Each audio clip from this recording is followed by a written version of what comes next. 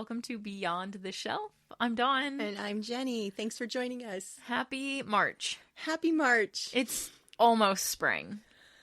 Yeah, Almost. It is. Well, we'll see.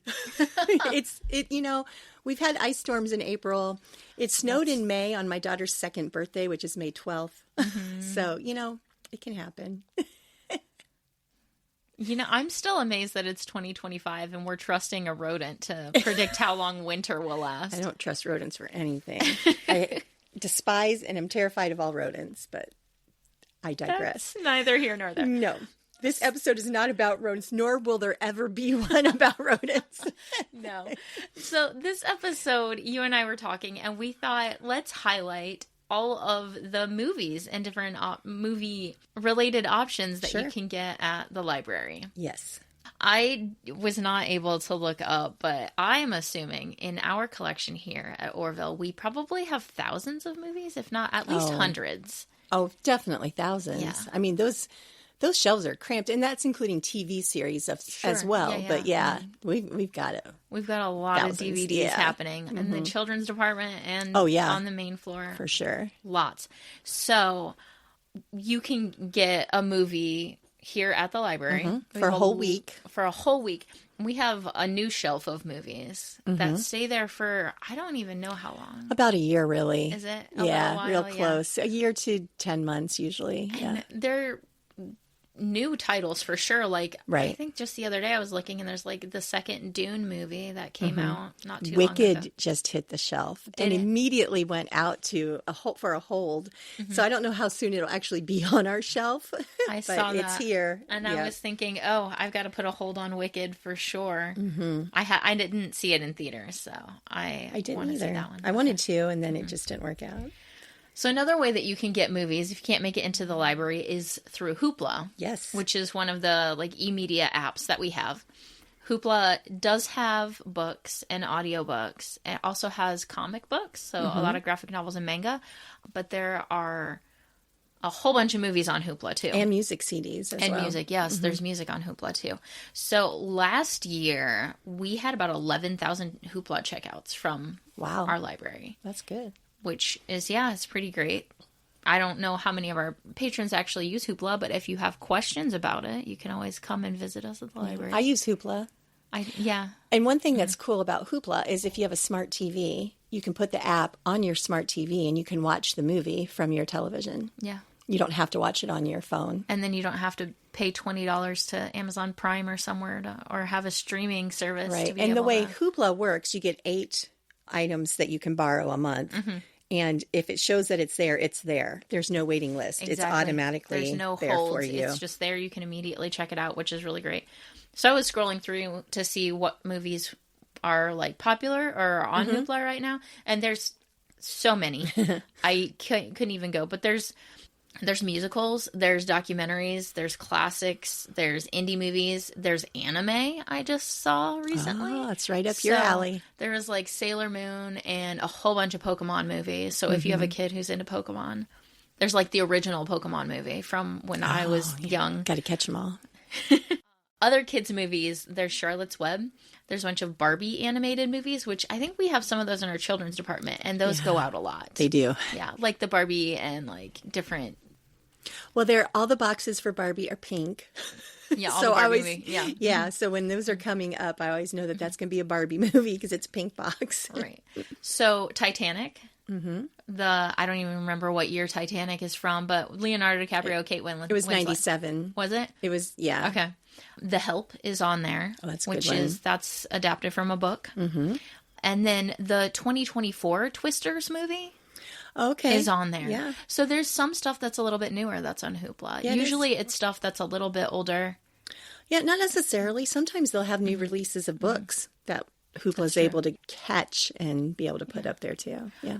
One movie that I watched on Hoopla, and this was a few years ago, was this movie about Vincent van Gogh. But the whole thing was done in his art style. With the swirls and the painting. It was really cool. I'm glad it wasn't a Picasso movie. You'd have had a migraine or a seizure done in his style. That was a really cool movie. I watched A Man Called Ove.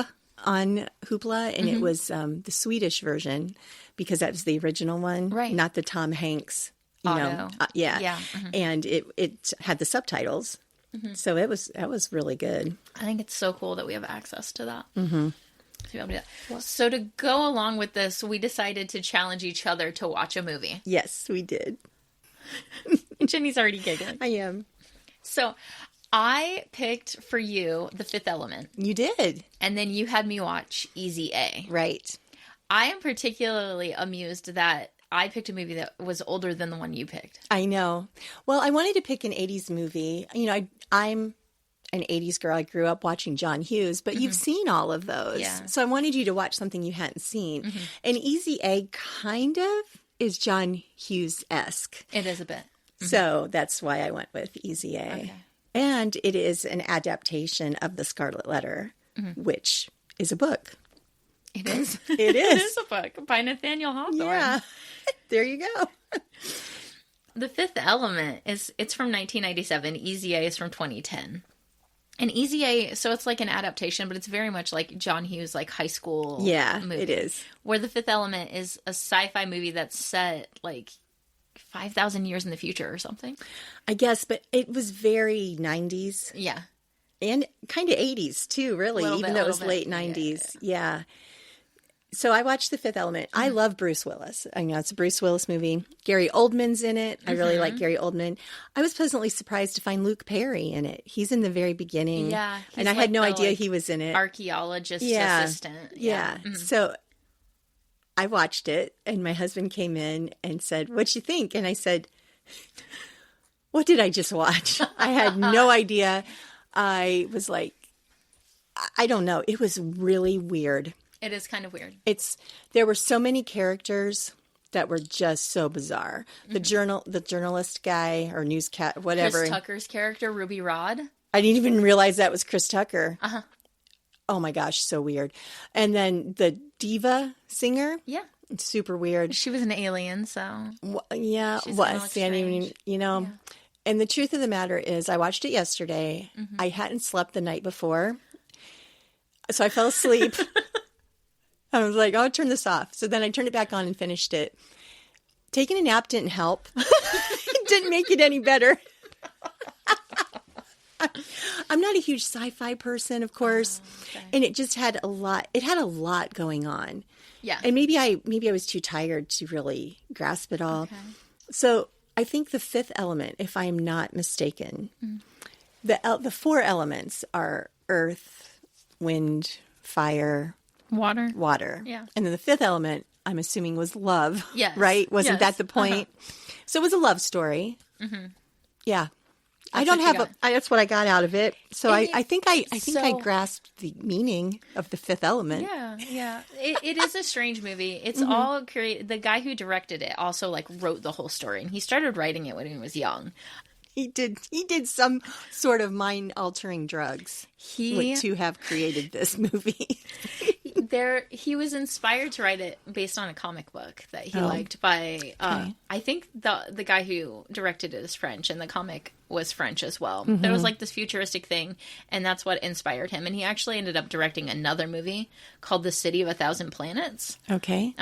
That is directly from the comic. Okay. So yeah, it's very futuristic. There's flying cars. They're alien species, and it's very goofy. There's a lot of it is funny one-line things. I think I must have missed those. Oh, we quote stuff like it from all the time. That's funny because when we talk about your movie, we quote from it all the time. From Easy A. Yes. I could definitely see when I was watching Easy A that there are some lines that you could quote for sure. Yeah. You were talking about the people who are in Fifth Element. So Ian Holm is the guy who plays the priest. Okay. And the one that carries through from the very beginning to yeah. Yeah, and so his character's name is Vito Cornelius.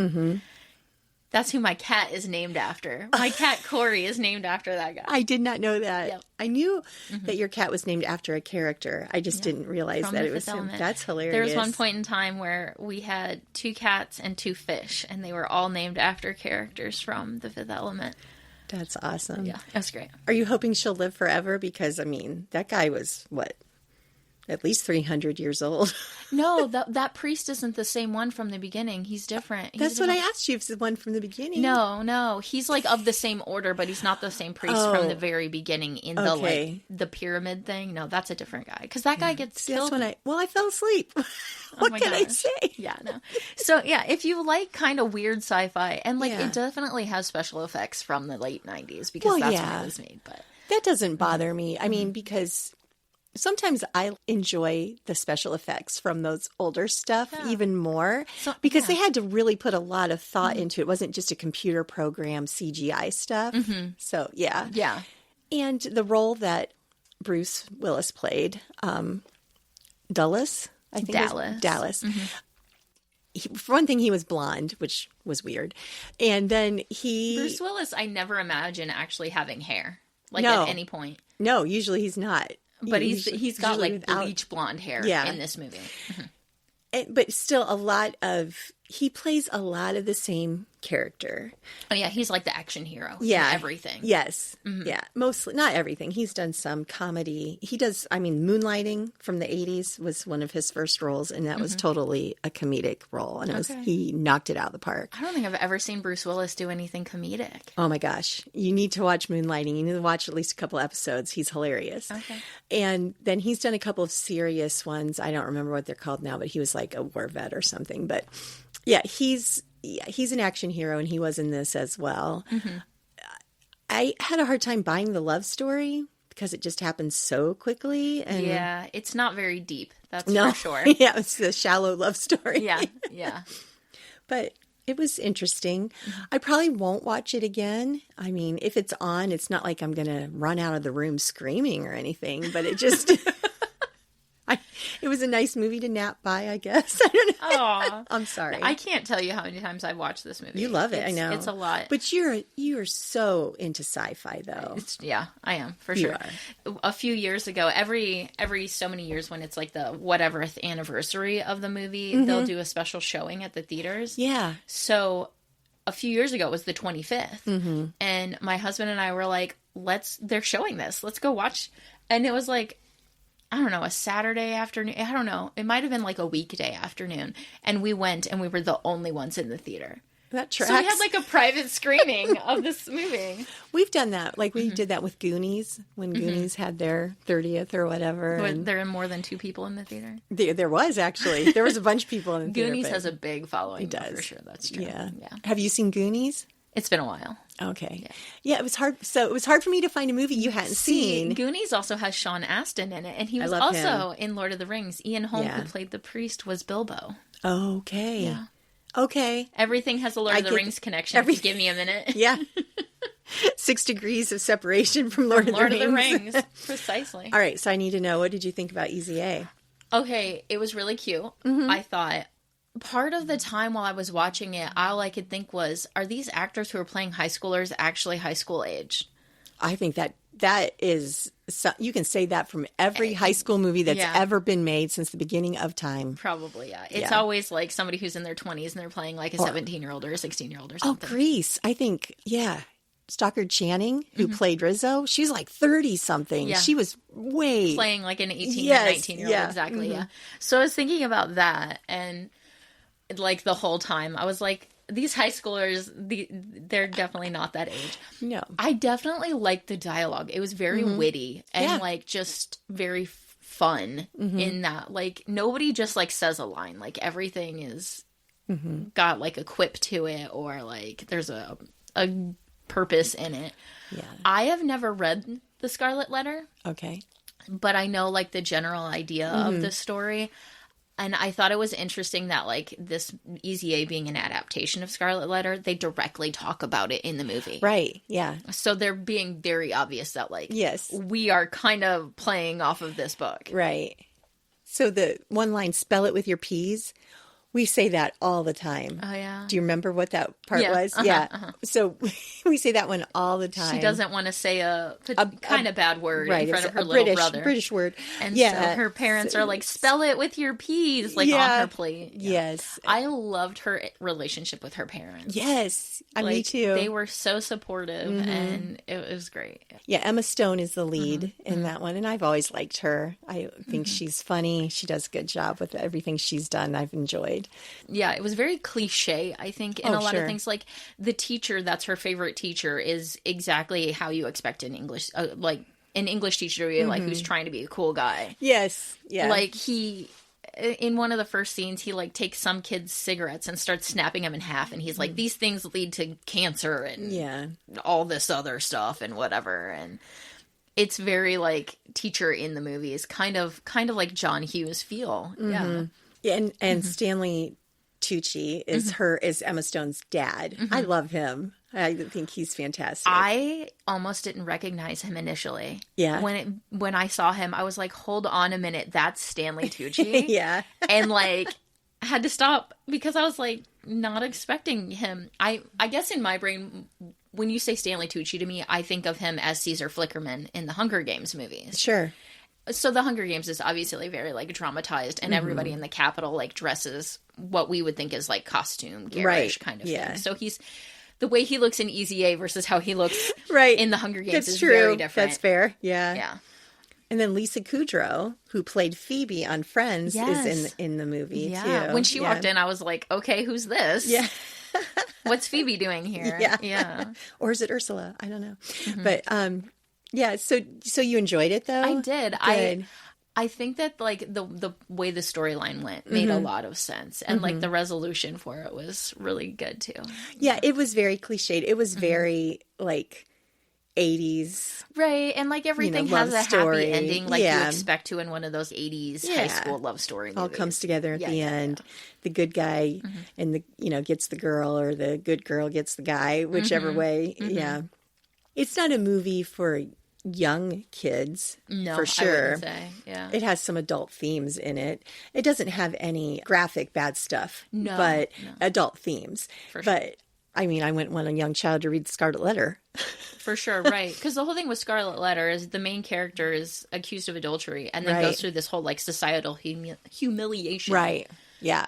And they kind of play on that theme in this. And at first our main character, like, tries to, like, play into what everybody thinks of her, and it ends up backfiring. Yeah. Well, she gets falsely accused of being in a relationship with a person, like, as a one-night stand, which she didn't even do in the first place. Didn't do at all. And so then it just blows up from there. Yeah.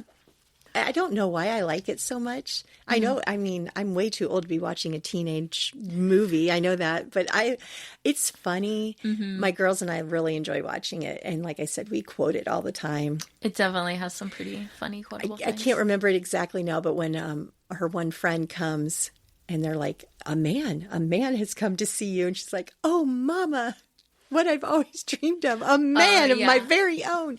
It's funny. It's really tongue in cheek, and she's snarky. I think she's very witty. The lead character's smart, and I enjoyed it a lot. I'm glad you liked it. I think that it's a little bit different because typically if you have, like, kind of a smarter, almost nerdy, because she's very smart character. Right, yeah. Typically in those high school setting movies, the girl who's like that is the one who's, like, unattractive, and the whole point is to transform her. That's so true. And that's very much not the case in this. Like, I don't know that they remark about the main character's looks, except for when she tries to dress a little more provocatively to play into things. But otherwise, like, it's not really touched on. Right. Yeah. Olive Pendergast, isn't that her name? Yeah. Yeah. Like, what a nerdy sounding name. And then it's Emma Stone. Yeah. Yeah. No, I'm glad you liked it. I liked it. I like it a lot. I've watched it. I don't know. We watched it a couple times a year at least. We just That's how we are with The Fifth Element. We watch it a couple times a year for sure. And if we don't, we can still quote it. Yeah. Yeah. So what are some of the quotes from Fifth Element that so there's throw out? A scene at the beginning where the one guy tries to rob Dallas, and when he opens his door, the guy says, "Give me the cash."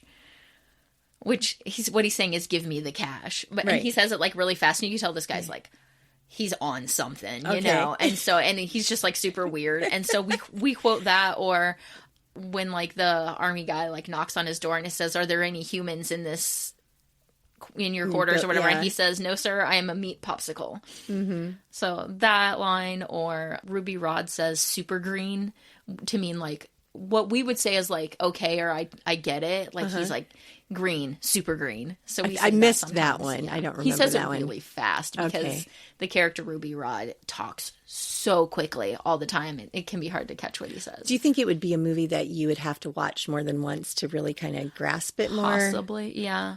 So, Oh Brother, Where Art Thou is one of my favorite movies. Yes. And it's one you have to watch it twice. You watch it once and you're going, what did I see? And you watch it a second time. I love this movie. At least that's how it was for me. And you catch some stuff from it. Yeah. Which was based on the Iliad. I think there are, Oh Brother, Where Art Thou is based on the Iliad. Yeah. That's interesting. Yeah. It's got the sirens in it. Again, I've not read the Iliad. So neither have I, but The Fifth Element is loosely based on a comic book world and not any classic. We can bring it all around to some book or other. It's not really based on any classic. But I mean, the funny thing is we picked very obviously completely different genre of movies, but it all boils down to being love stories, both of them. It's true. It's true. I've had this theory for years that every movie is a love story. It is very, very rare to find a movie that straight up does not have a love story element in it. They exist. And when we find them, we're always like, hey, it didn't have a love story. But almost every movie, TV show that lasts for a long time usually ends up having a love story in it. Yeah. I think that's because it's something that's relatable for everybody. Right. Clearly, yeah. So like Supernatural, you and I have talked about that. We happen to like that show a lot. It was 15 years long. So did it have a love story? It did. And what that love story was the love between two brothers and what lengths they would go to for family. Yeah. So that was that love. So not every love story has to be a romantic love story. Sure. So one thing that I thought of after I watched Easy A was that, so the other movie that would have been popular when I was younger was 10 Things I Hate About You. I love that movie. So that one is an adaptation of Taming of the Shrew. Yes. And it got me thinking about why it is that a high school setting is so easy to connect a classic story to. I don't know. Like, have you seen She's the Man? And that's based on Shakespeare's Twelfth Night. Yeah. Yeah. It's interesting. And I said that to my husband, and he goes, it's because it's the drama. Mm-hmm. Because in high school, there's so much drama. That's so and true. Like people like, I don't know, are Shakespeare's characters or like classic story characters, do they have as much thinking processing power as teenagers? They're pretty dramatic. Maybe. Yeah. Shakespeare had a lot of drama in his dramas. And he had a lot of comedy too, which makes those adaptations fun for me. Yeah, that's true. 10 Things I Hate About You. I love Heath Ledger. Yes. That's one of my favorites too. There's a lot of just comfort movies that I'll watch just because they're funny, they're just entertaining. I personally read a lot of books, obviously, and I read a wide range of books. I do read nonfiction and fiction, and movies, I want to be entertained more than have to think hard about it. Yeah. Maybe The Fifth Element, I had to think too hard. I don't know. I felt like I didn't have to think at all. I'm like, what crazy thing is about to happen now? Yeah. And, like, there is a plot to it. There's a propelling story. You just... Yeah, you have to pay attention a little, I guess. Yeah. I couldn't get past the hair.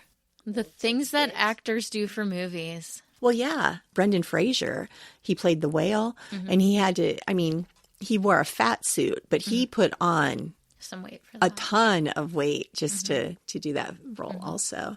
And I've seen other actors who like starve themselves for roles. Go on like Hugh Jackman to play Wolverine. He would do like these intense workout regimens and stuff to be able to be that muscular. They really do put a lot into their craft. Yeah. And sometimes maybe you don't appreciate that as much because sometimes I look at it and I'm like, you know, they made bajillions of dollars.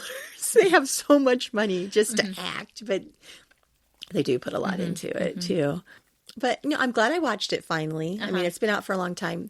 I missed a lot of stuff in the 90s, in the early 2000s, because I was just trying to keep 3 small children alive. And so I didn't have time to just sit and watch Your movies. priorities were in the right place, probably. Good. Yeah. So there was a lot I'm sure your children appreciate that you were focused on raising them. Oh, I don't know. You have to ask their therapists. But I really, there was a lot of things I didn't watch. If my kids couldn't watch it, I didn't watch it. And if I didn't have time, whatever. But so I'm glad I watched it, though. So I did look, and both of these movies you can get through CleveNet. Very good. I don't think that we have either of them in our collection here, but again, you can get them through CleveNet somewhere. So you can go onto our website or talk to Jana when we're like, hey, we need Easy A and Fifth Element in our collection. And she'll say, well, you tell that director to order them, and I will. We'll get those. Yeah. So one big event that we have coming up in March, so we had our local author festival, would have been last weekend. Right. And that was a lot of fun, interviewing all those people. Great time. Yeah, that's the most authors that we've ever had. I know. That's amazing. It's crazy. We're getting bigger every year. We're going to have to rent out space to we're going to have to do something. Yeah. But coming up on the 17th, on St. Patrick's Day at 6:30, we're going to have an event that Marcia has helped coordinate. Yes. And so we're going to talk to Marcia a little bit about 100 Years of Orville. Hey there, Marcia. Hello. We are looking forward to this history event. So what exactly is it called? 100 Years of Orville History, I think is what we finally decided on. Okay. So it's Orville, not just the library, right? Correct. Okay. And part of that is because the library did not come into being without the community supporting it. It's true. And so we wanted to look at the great history of Orville because they have always been supportive of the library. And what date is that again? That is March 17th. St. Patrick's Day. Yes, on St. Patrick's Day. So if anybody comes and they're Irish and they're not wearing green, Marcia's going to pinch them, right? I don't think that's part of Orville history. Oh.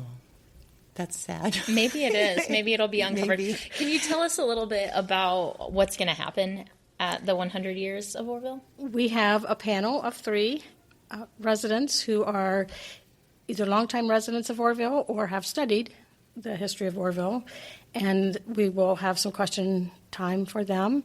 And then after that, we will have several guests here with tables sharing their bits of Orville history. So we have some businesses who have been here for 100 years, and then we have some of the historical societies that would have a lot of Orville history. And that's on a Monday night. It's on a Monday night. Right, okay. Awesome. Yep. At 6:30. 6:30. Okay, you knew what time, just not what date. Perfect. So can you give us a little history tidbit that you can share with us that may or may not be shared on the 17th? I have come across some very interesting things in Orville history and the research that I've done for the library.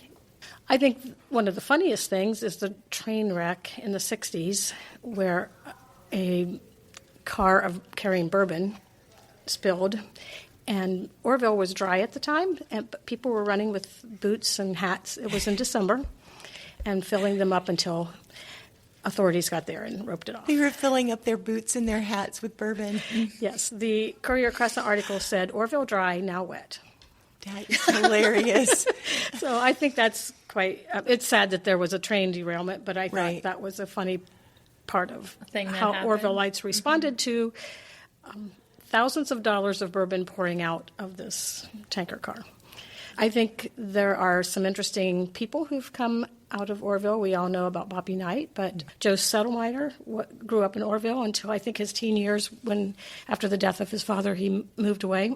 But he was a person who did a lot of famous commercials back in the 80s. So if you know the Where's the Beef commercial from Wendy's, he was a part of creating that. Mm-hmm. And I love that. Yes, and Orville did have a commercial done here. He directed that, brought it back to his hometown, so you can find that on YouTube. That was a Valvoline commercial, Yes, I believe it is. Mm-hmm. Their byline in their commercials were, motor oil is motor oil, is what the person would always say who had black smoke coming out of their car. And then they would say, no, motor oil is not just motor oil. You need Valvoline. So It was a parade that they did in Orville. So it's kind of fun to see. It's a fun little commercial. I'll have to watch it. Yes, it is. I'm still just picturing drinking bourbon out of a boot. I don't know. I can't get that out of my head. Perhaps they poured it into a glass at home. Valvoline? Hey, it probably killed any germs. I don't. It's just so gross to me to think about. I don't think I could ever be that desperate for alcohol that I would get it from a boot. I'm anticipating there will be some interesting stories and things like that, anecdotes shared. I hope so. I hope there are some I haven't heard yet that come out with some of the things that are shared by the panelists and by the different groups that are there. We have a couple of groups. Actually, there are 3 tables of people who have Orville history. Some collect things on their own and have quite a lot of Orville memorabilia. And then there's, of course, the Historical Society and the railroad. So I'm sure they have all kinds of things that they could tell us. And the businesses that were here can tell some very interesting stories, I'm sure, of their history. Do people have to register to attend this event? They do not. Okay. It is open. Just come and be a part of it. And I'm hoping people can share stories they know, because Orville, for a small town, has a very interesting history and lots of neat people, neat things that have happened here. All right. Well, thank you, Marcia. We're looking forward to March 17th, 6:30 at the library.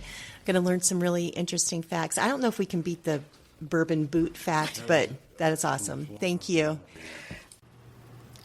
Thank you, Marcia. We always appreciate your taking the time to talk to us, and I learned a lot. That's really cool. Orville is a pretty special place to live, and the library is a really special place to work for 100 years. I wonder if I'll work here 100 years. Probably not. Probably won't even make it to 10. Oh, my gosh. Oh, you're too funny. Yeah. So, again, that is on the 17th at 6:30 right here in the library, so you can come and there will be the different groups and learn things about Orville that you didn't know. We also have some other events coming up in March. So a teen program happening. I'm doing a tournament of books. I think it's 16 books that were checked out the most last year. Okay. And teens can come and get a bracket that has all the books on it. They can read them if they want to, and then each week the teens will get to vote on which books that they want to win from that round. Until we get down to basketball of you. Well, yeah, it's the same concept as March Madness, right? But with books, because books are better than basketball. I agree. So that is happening during the month of March, and then we also have our seed exchange that we do yearly. Yes, and so the seed exchange goes from the beginning of March through the end of May. You can come and get seeds. You can bring in seeds that you have. And they don't have to be vegetables. You can bring in fruit seeds and flowers and stuff, too. So those are a couple of things that are happening throughout March and ongoing. Also, we are continuing with Jennifer, who's one of our new employees, has started the Adulting 101. So she did one in January. I know February was sewing. And on March 24th at 6 o'clock, she's got one called Tune Up and Drive. So she's going to be teaching us, or whomever comes, about how to keep their car running smoothly, like doing basic. I might need that. We've had a lot of car repairs this year. Doing basic maintenance on your car, changing oil. I don't know. I don't know if she's going to teach you how to like check air and tires. Well, yeah, check fluids, check air and tires. Sure. Then we have our children's story times have restarted for March. And then there's going to be the Crafternoon, which is is that the first Friday of every month? Yes. From March till... They do that throughout the year. Maybe not in the summer, but okay. I think throughout the year. And that's at 4 o'clock, and that is for grades 3 through 6. And so they just have a different little craft they do every month. And they get to take it home with them. March 13th is book club. A Gentleman in Moscow by Amor Towles. I think it's Amor. But Amor Towles is the book that they have read. So that will be at 10 and 6:30. There's always 2 sessions. And I read the Lincoln Highway book, and I loved it. And everybody I've talked to that's read A Gentleman in Moscow likes it even more. So I need to read that at some point. I think they made a TV series, maybe on Apple. I think it's either Paramount or Peacock, I think. Okay. It just has been released recently. Yeah. Okay. Dr. Seuss's birthday is in March. Yes, so that's this week, the week that this is coming out. They're celebrating Dr. Seuss's birthday with some different activities in the children's department. And you can wear a costume, come in as Cat in the Hat or Horton or... Please do. So for sure, if there are any movies that you're interested in seeing, new, old, there are even classics that we can borrow from other libraries if you want to watch Jimmy Stewart or one of those classic folks. A lot of them are probably in the public domain, right? Some of them are. Some of Not a lot, but some, yeah. Yeah. And I know we have a lot of books that are now. And I love, I'm a fan of adaptations. I just think it's fun when they do that. I don't particularly care for remakes.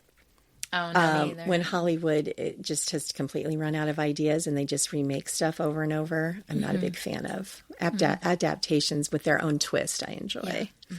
All right. Thank you for joining us for another episode of Beyond the Shelf, and hope to see you guys at the library.